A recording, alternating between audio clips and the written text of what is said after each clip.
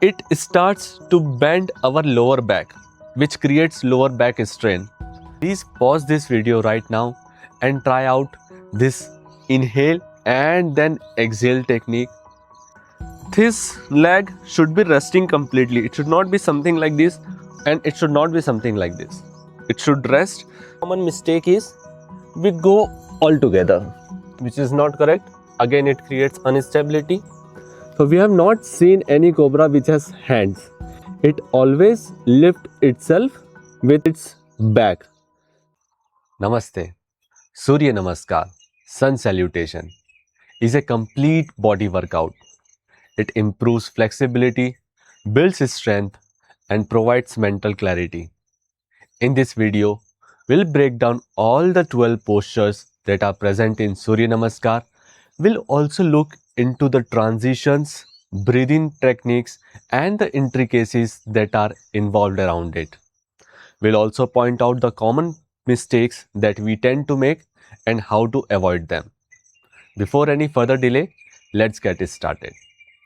Number one pose is prayer pose or pranam pose. So normally we tend to go into prayer pose like this or like this. But I would like to request you to try out this particular way that I am just going to show you. Inhale and go into Tadhasan. When your hands are at the topmost position, join your hands, bringing down towards your heart. Shoulders are relaxed, palms pointing towards the sky, and you can notice the position of elbow. The palms does not need to be very close to heart and neither too away. I would like to request you to please pause this video right now and try out this inhale and then exhale technique and experience the difference by yourself. Let's move into the next posture, which is Hastottanasana or raised arms pose. So we are here in prayer pose, pranam pose, and then we tend to go into raised arm pose like this, which is not correct. I will just show you what is not correct here. We just started to bend our back as soon as we started to lift our hands. But this creates one problem. What problem it creates is it starts to bend our lower back, which creates lower back strain, which should be avoidable, which should be avoided. So try out this way right now, which is the correct way. We are in prayer pose, pranam pose. Keep your hands away, raise them until they are at the top, and then inhale, expanding your lungs. Only your upper back would be bent and your chest would be expanded. So it goes like this with an inhale.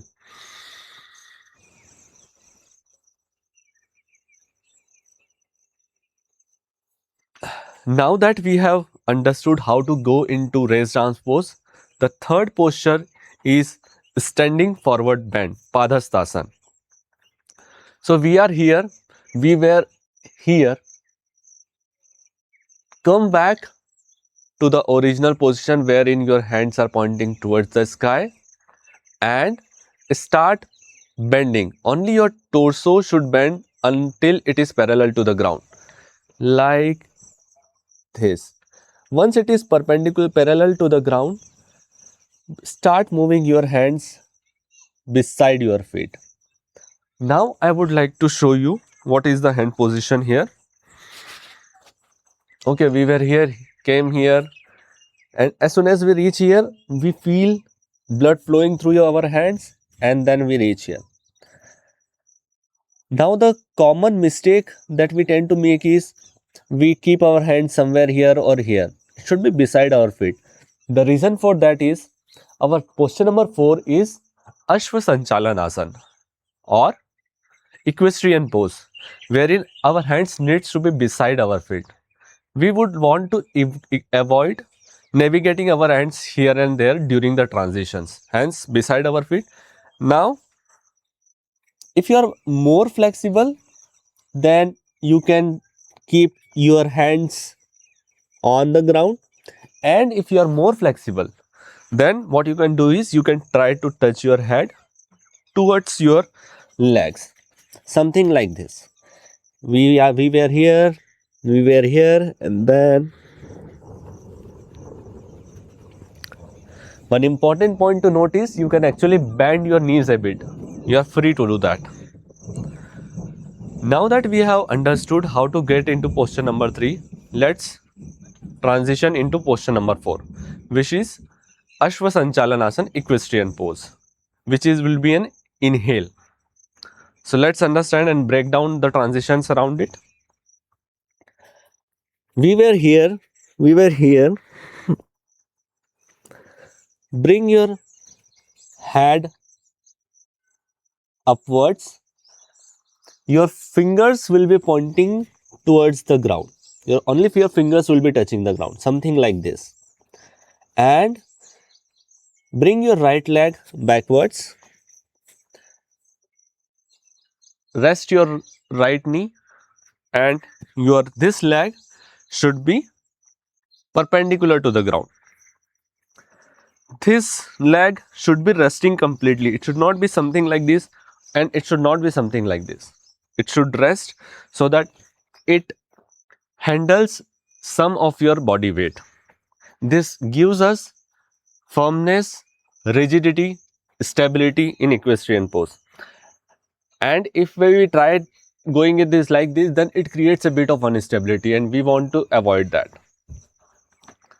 Another precaution is our toe should not go beyond our knee should not go beyond our toe, and it should not be like this. It should be straight. Inhale, and we are here. Now that we have understood Ashwasanchalanasana, let's go into the next posture, which is Chaturanga Dandasana, 4-limbed staff pose. Our fingers are pointing like this. Now keep your palms position wherein your fingers are spread across, flat on the ground on your yoga mat, both the hands, and then tuck your toes.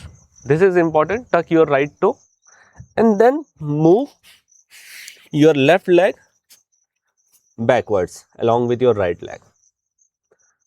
Our body weight should be distributed equally on all the 4 limbs.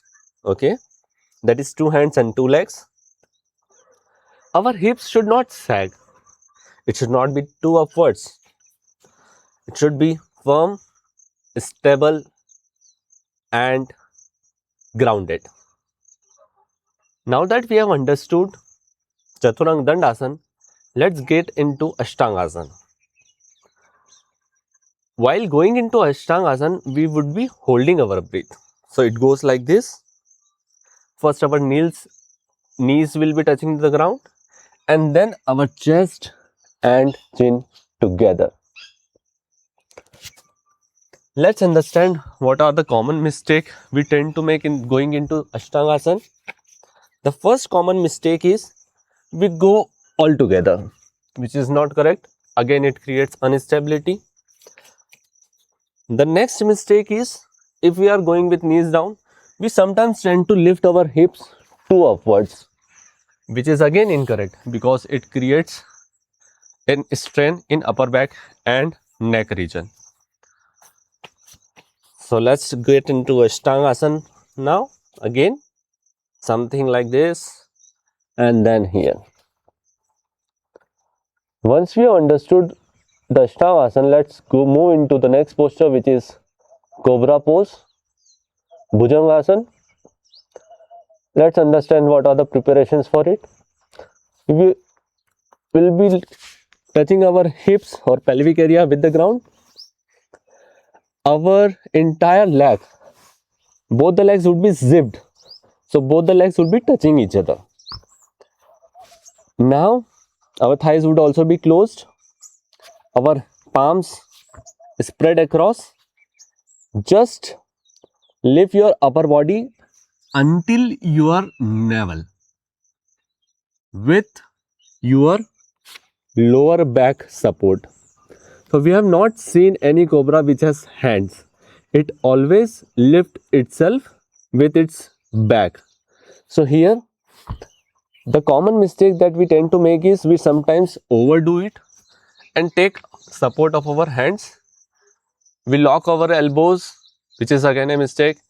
And then here, although it may look that we are stretched, but our entire support is on our hands, which is not correct. We want, it's a workout for our lower back actually. So with an inhale like this. Now that we have understood Bhujangasana or Cobra pose, let's move into the next posture, which is Adho Mukh Svanasana, downward facing dog. So for that, we were here, our legs were zipped. With the lower back support, we were here. We come down, we tuck both our toes, and earlier the legs were closed, but again now we'll be bringing our legs hip width apart with toes tucked, and then with the support of our hands we'll be lifting our hip in two directions at the same time, upwards and backwards. So it will be going into an inclined line like this, and here as we are contracting, so it would be an exhale, so like this.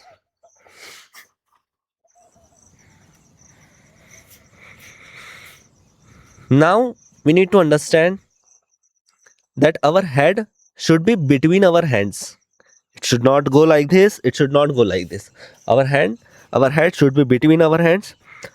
Our ankles would be reaching towards the ground. It would be completely fine if they don't touch the ground.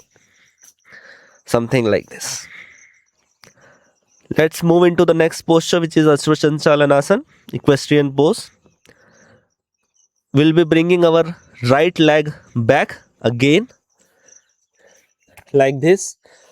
We have already seen what are the precautions to stay in Ashwashanchalanasana. We'll now move into the next posture, which is a standing forward bend, tucking our toes, giving a push so that we can go into a standing forward bend, Padhastasana, like this. Our palms beside our feet, grounded. If you can, then try to touch your head with your legs, and then with an inhale, let's come upwards into the next posture. And now start to inhale. Come back, joining our hands, back to prayer pose, pranam pose. Now that we have understood the transitions involved, let's discuss some details around the breathing techniques. We all know that whenever our body expands, we inhale, and whenever our body contracts, we exhale. Except at Ashtangasana, wherein we hold our breath. And this rule actually applies during the transitions. So if we take an example of Ashwasanchalanasana, wherein we get into Ashwasanchalanasana from here. So, and we inhale when we get into that posture, and now from here we actually have two ways of performing Surya Namaskar. First way is static Surya Namaskar, in which we hold into that posture for some time and we continue to breathe. So let's say it's Ashwasanchalanasana, we are here, and then I want to feel what it does to my body, right? At what areas it is stretching. So for that, I can continue to breathe with an inhale and exhale normally.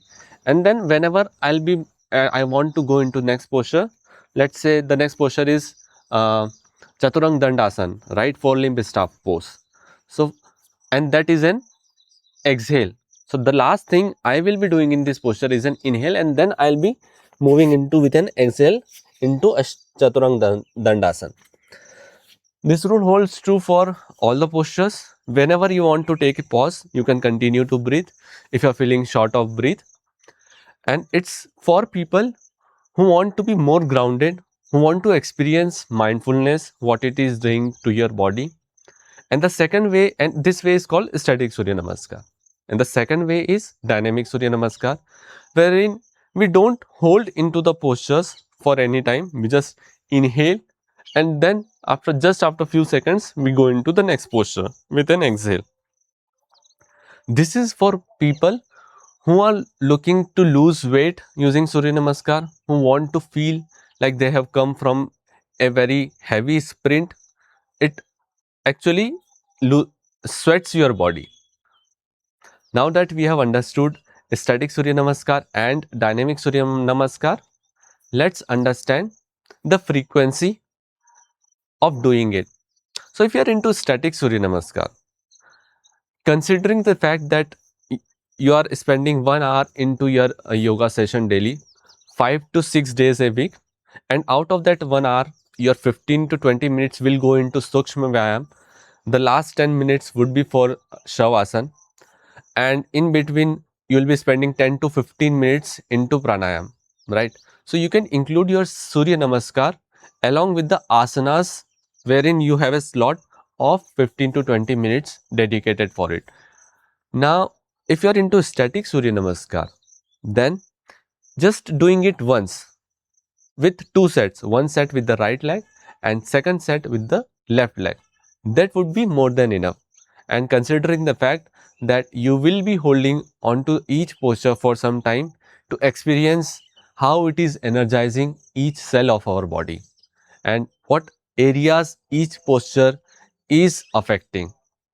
And if you are into dynamic Surya Namaskar, then 4 rounds, which would be taking again around 15, 20, 25 minutes of yours.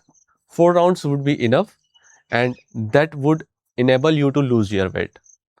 So that's all we had for this video today. We hope that you had liked this video. Please don't forget to tell us which posture among these 12 postures is your favorite. For me, it's prayer pose and or pranam pose.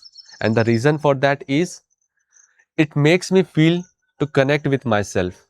It also prepares me mentally for the upcoming postures or transitions.